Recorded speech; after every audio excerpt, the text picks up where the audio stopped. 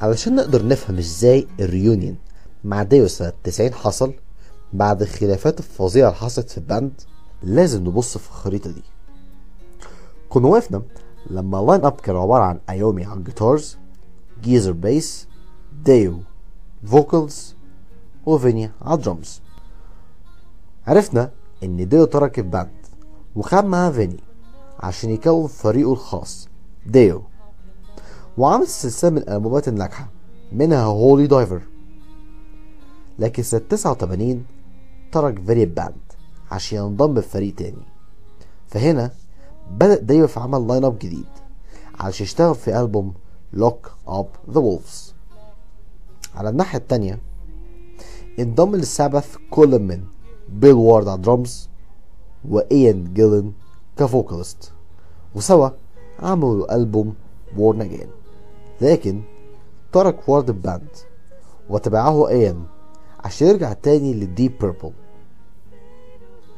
فقرر جيزر انه يسيب الباند وحاول يعمل باند سولو. ايومي على الناحية التانية كان لوحده، فحاول يعمل ألبوم سولو اللي هو سابث ستار مع العبقري جلين هيوز، لكن الشركة المنتجة أجبرته إنه يحط اسم السابث عليه. فالمهم فضل أيومي مكمل مسيرة السابث لوحده، وحصلت تغيرات كتيرة في لاين اب الفريق لحد ما شوية بشوية تشكيل الفريق بدأ يستقر بدخول توني مارتن كفوكاليست للباند. على سنة 90 وصل الباند لللاين اب اللي بنسميه The TYR لاين اب، اللي مكون من كوزي باول كدرامر، توني مارتن فوكاليست، توني ايومي جيتارز، ونيل موراي على البيس. سنة 90 كان ديو بيقوم بجولات ألبوم لوك اب ذا وولفز، وفي إحدى عروض الجولات دي طلع معاه جيزر باتلر وقدم معاه كضيف شرف أغنية نيون نايتس. ليلتها قعدوا الاتنين سوا وقضوا استعدادهم انهم يرجعوا مرة تانية للسابث.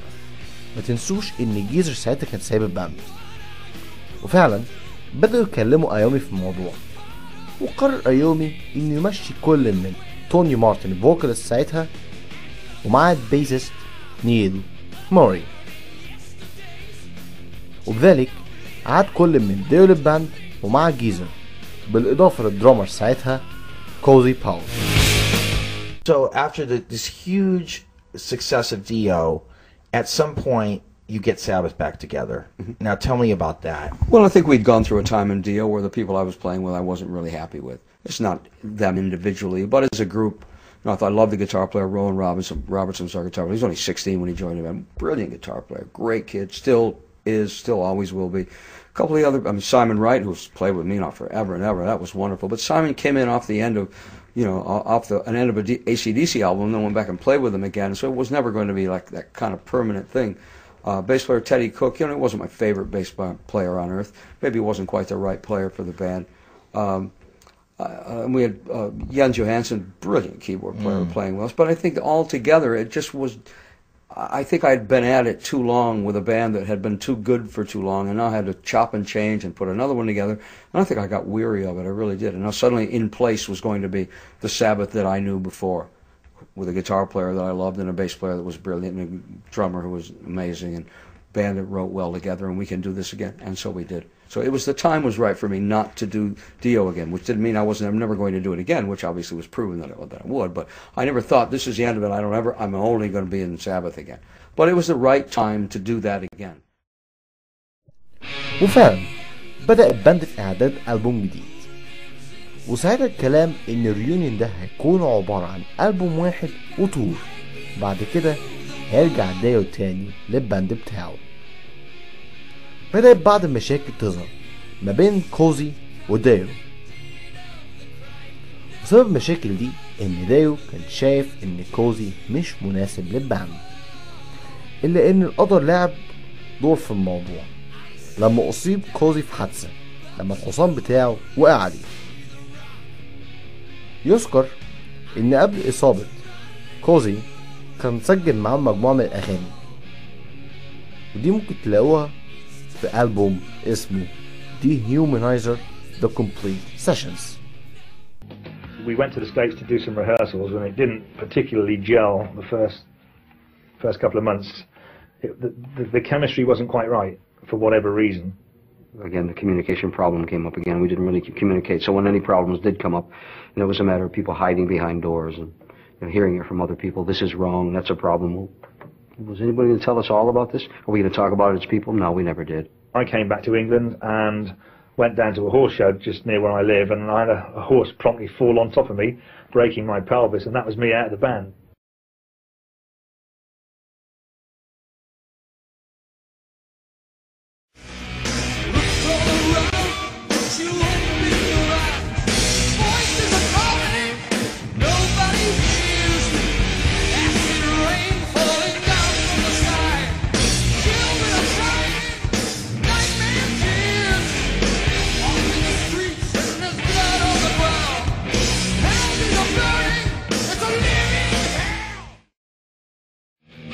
المهم بدأت بقى مهمة الباند في البحث عن درامر جديد. في البداية اقترح ديو درامر سايمون رايت اللي اشتغل معاه في ألبوم Lock Up the Wolves. غير كده كان درامر باند ECDC، إلا إن كل من أيومي وجيزر رفضوا الفكرة لأنه مكانش مناسب للباند وكان بديل الأخ فيني. وبكده اكتمل الفريق ويعود لللاين اب المعروف باسم The Mob Rules Lineup مرة تانية. جدير بالذكر إن كوزي وديو اشتغلوا مع بعض زمان في فريق ريمبو، والخلافات اللي بينهم قديمة من أيام ما كانوا مع بعض في ريمبو، إلا إن خلافات ديو وكوزي ما كانتش العقبة الوحيدة أثناء إعداد ألبوم dehumanizer. في بداية تسجيل الألبوم حصلت خلافات شديدة ما بين ديو من ناحية وبين جيزر وأيومي من ناحية تانية، فترك ديو الباند.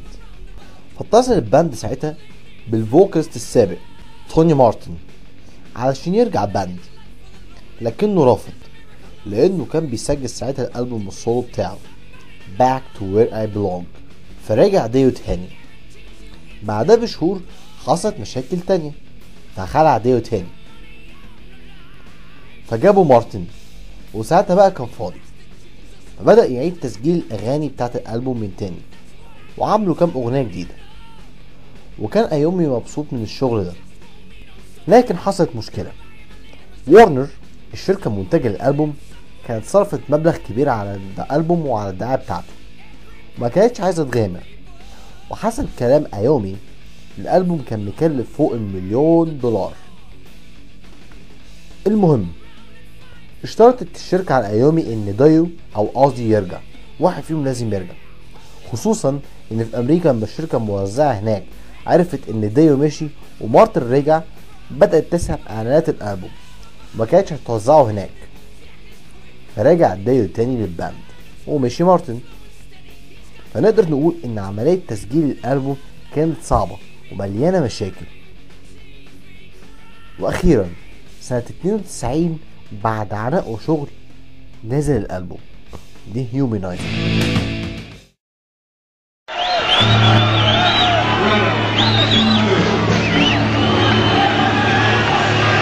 Thank you. We'd like to do another one for you from the Dehumanizer LP. This one's called The Master of Insanity.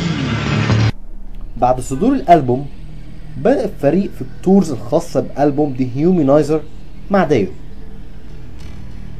إلا إن التورز دي أظهرت إنه لسه في خلافات في الفريق ما بين أيومي وجيزر من ناحية وفيني وديو على الناحية التانية، ويمكن علشان كده خارج نطاق الحفلات ما كانوش بيتعاملوا مع بعض كتير.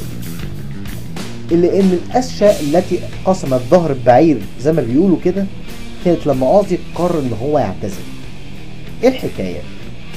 لما قاضي ترك السابث سنة 79 بدأ في سولو الكارير بتاعه ونجح نجاح كبير وأصدر ألبومات مشهورة جدا، وأصبح على سنة 90 من أنجح مغنيين الميتال، خصوصا بصدور ألبوم No More Tears.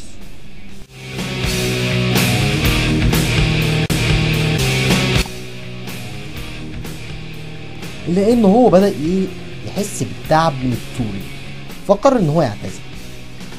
فقرر يعمل جولة للاعتزال سماها ريتايرمنت تور، دعا اليها فريق مين؟ السابث، ان هم يشاركوا في الجولات دي معاه حفلتين بالظبط كاوبننج اكت. هنا بقى ثار ديو. ايوم الجيزر كانوا موافقين، لكن ديو كان رافض، لان السابث فريق عملاق، مش السابث اللي يعملوا اوبننج اكت لفرق. فما بالك باوزي اوزبورن اللي ديو اصلا مش بيطيقوا، وهما الاتنين ألد اعداء. هنا بقى قرر ديو ان هو يسيب الباند، حيث انه رفض تام ان هو يشارك في الجولات دي. Coming at a time when, you know, that grunge was just about to kick the crap out of all of us. I mean, I knew this was over from the beginning. You know, I mean, this tour was only going to last until we got to Los Angeles, because it had been not mentioned, but told to me that we were now going to not be doing this tour as our own tour all the way through it. But when we got to Los Angeles, we were going to open for Ozzy. Well, after all the horrible things that had been said about Tony, about me, by that camp at that particular point, you know, I had too much pride. I went, no, I'm sorry, I'm not opening for him. I got back in this band, Black Sabbath, again, because we are Black Sabbath, not because we have to go and now open for somebody who said all these horrible things and we don't need to tour with, but let's stand on our own. You don't need to do this. Well, no, I think this is good. No. Oh, you'll change your mind. No, I won't. I'm not going to do it. You understand that? Well, a month later, well, actually, 3 weeks later, when they said, so you're going to do the, I said, no, I'm not. I told you I'm not. Then they went out and looked for somebody else to do those 2 shows. That's how important they must have been. فكان قدام الفريق ايه بقى؟ ان هم يجيبوا بديل. فاتصل بتوني مارتن، لكن طلعت عنده مشاكل في الفيزا فما قدرش يجي. فاحضروا روب هالفورد كبديل مؤقت ليشارك في حفلات اوزي. لكن دي مش نهاية العلاقة ما بين ديو والسابث. في الحلقة اللي جاية هنختم علاقة ديو والسابث من خلال فريق هيفن اند هيل.